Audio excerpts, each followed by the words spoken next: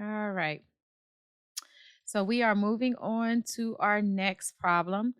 So this one came from lesson 2-6, where we talked about interest.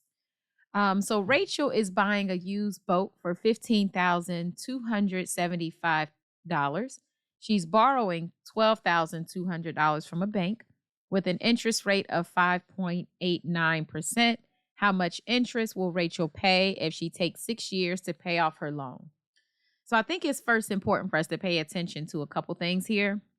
First thing is you may be tempted to take this number here, the amount that she is paying for the boat, to use this in our formula. And when we talk about our formula, we should know that the formula is in our reference sheet under simple interest formula. So make sure that you have this available when you're taking the test. Make sure that you understand what each of these variables mean.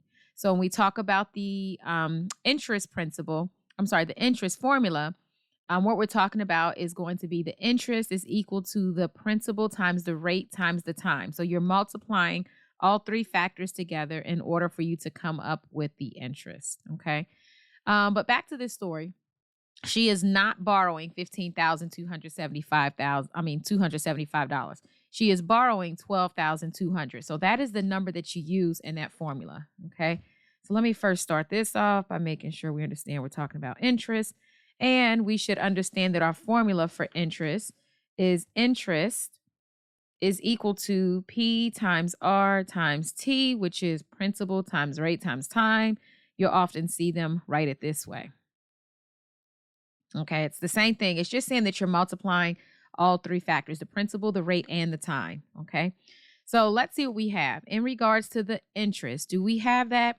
No, they're asking us how much interest. So that lets me know that this needs to be solved. So I'm going to put I for my variable.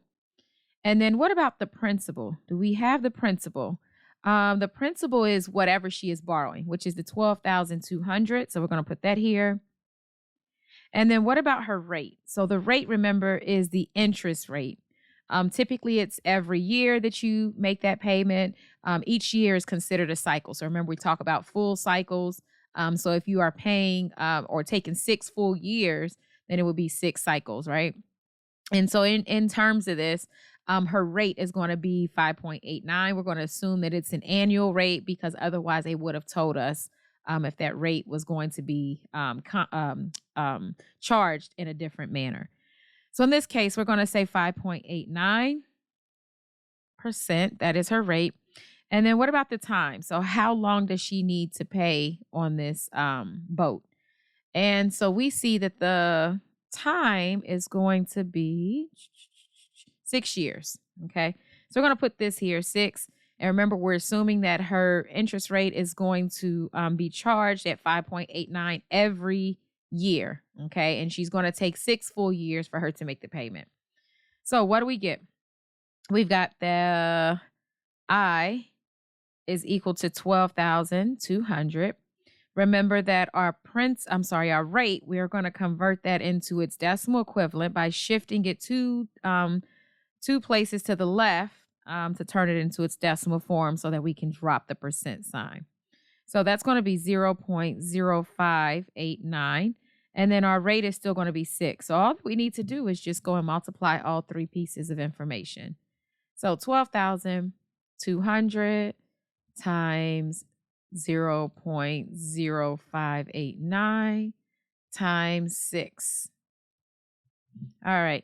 So the interest is going to be $4,311.48. That is how much interest she will pay after those 6 years.